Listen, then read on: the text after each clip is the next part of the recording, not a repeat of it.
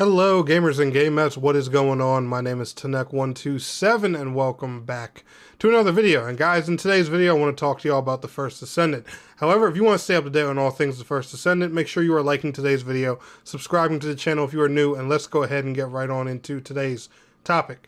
So, what I was going to do originally for this video was I was kind of going to just go ahead and give a review on Ines. I hope I said her name right, the new Descendant that came in to the First Descendant. And then I figured, why don't I just talk about the state of the game and how I feel about it, here in 2025, and whether or not I think you should be playing the game here in 2025. However, I do got some gameplay with Ines here in the background, so I do enjoy that. My Ines is fully leveled up. She's level 40. I've used all the abilities, played around with her playstyle a lot, and I have to say she is a really fun Descendant. If you are looking for a character that uses, the shock element and stuff like that, but, it's not like Bunny where she's more so based like on speed, fast movement, and everything. This is more of like a a hardcore DPS kind of crowd control style character. Then Ines is definitely the way to go. She's a really fun Descendant. I love playing her a lot, and I'm really enjoying her. But anyway, let's talk about the First Descendant here in 2025. So, what is the First Descendant? The First Descendant is a free-to-play looter shooter. It is out on literally every single platform but Nintendo Switch and mobile. And I wouldn't be surprised if they don't try bringing it to those two platforms eventually sometime in the future, especially with the Nintendo Switch 2 here on the horizon. I wouldn't be shocked, if a lot of games that, didn't get their chance to make it to the first Switch make it to the new one, with it, being more powerful and all. But anyway, it's a looter shooter. The best way I can describe it is in one short word: waifu frame. All right, think about literally, and I kid you guys not. Imagine Warframe.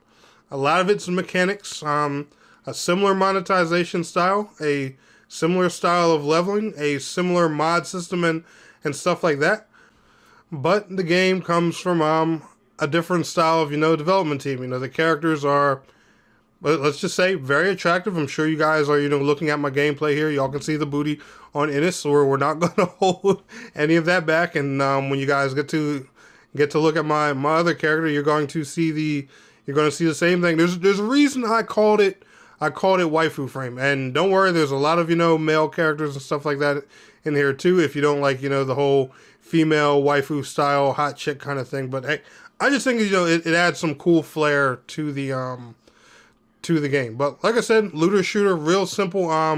Imagine an action RPG just with guns and abilities instead of sword, shield, and magic. You have guns, explosives, and different kinds of elemental abilities. Same concept. You run around, do quests, kill bosses, get loot, rinse and repeat for more powerful loot. That's how these kind of games work, just like your typical action RPG.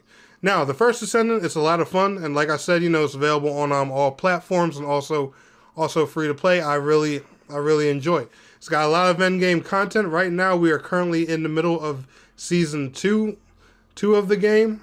They've been doing, some pretty good updates and stuff like that.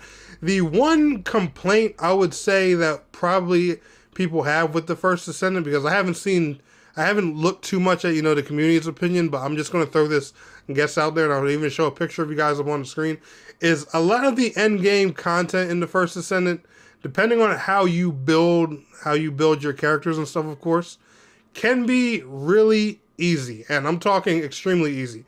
Like, you don't even have to go on YouTube, right?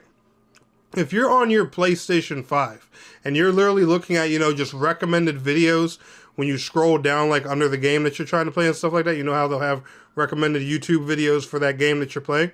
Well, if you literally scroll down, you'll see people who are beating the latest endgame content, the newest boss added with the new season, literally killing him in 40 seconds or less. Like, just making record time videos on destroying that. Now, for a looter shooter, that can't be very fun, because when you look at games like, Destiny, Warframe, and stuff like that, and let's face it, with these ARPG style games, the whole point is, you make an overpowered build, you're running around wrecking everything, and a lot of people like doing this kind of stuff solo. A lot of people do it as groups as well, but they do it solo too.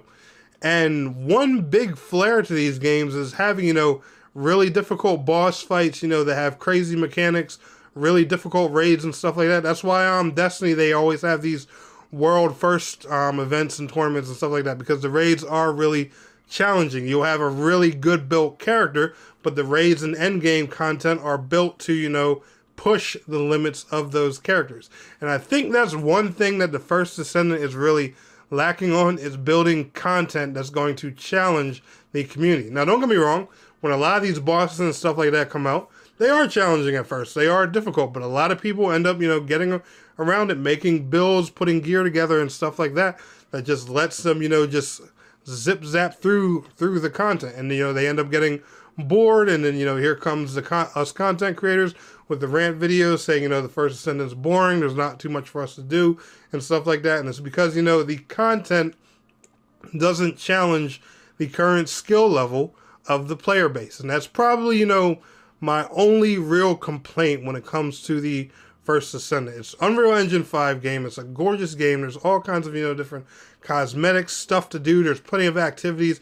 They bring seasonal activities for every season that comes into the game. We just had a Christmas and a New Year's event. I'm sure they'll probably do one for like Easter or, you know, other holidays that are coming up and stuff like that. The developers, you know, they're really good and they're always listening to the community, but I do think one thing that they're probably missing is making content, you know, that's just going to really challenge the player base. And one thing I've always said I want in the First Descendant is raids.